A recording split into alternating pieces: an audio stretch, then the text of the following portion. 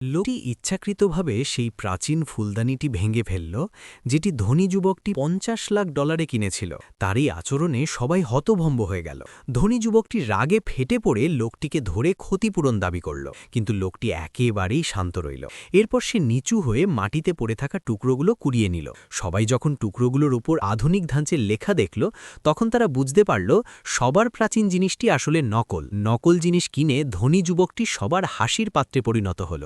সে দাঁতে দাঁত চেপে শপথ করল সুযোগ পেলে একদিন এই লোকটিকে এর মূল্য চুকাতে বাধ্য করবে। ঠিক তখনই নিলামের দ্বিতীয় আইটেমটি তোলা হলো। পাথরের তৈরি একটি পদ্মফুল দেখে লোকটি খুবই অবাক হল এবং মনে করল এর ভেতরে নিশ্চয়ই কোনো বড় রহস্য লুকিয়ে আছে। সে মহিলা সিইওকে এটি কিনতে বলল। কথাটা শুনে ধনী যুবকটি লোকটিকে নিয়ে ব্যঙ্গ করল।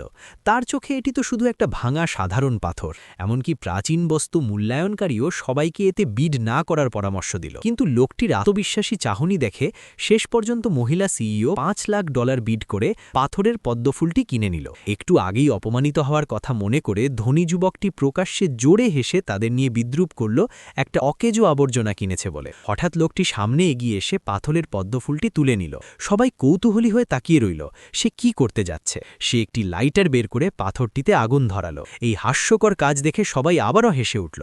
আগুনের তাপে পাথরটি ফেটে গেল। সঙ্গে সঙ্গে ভেতর থেকে এক ঝলমলে সবুজ আলো বেরিয়ে এলো, যার তীব্রতায় সবাই চোখ খুলতে পারছিল না। আবার যখন তারা তাকালো, তখন বিস্ময়ে দেখল ভাঙা পাথরের ভেতরে লুকিয়ে আছে একখানা শীর্ষমানের জেডের পদ্মফুল। সেটি ধীরে ধীরে বাতাসে ভেসে উঠতে লাগল।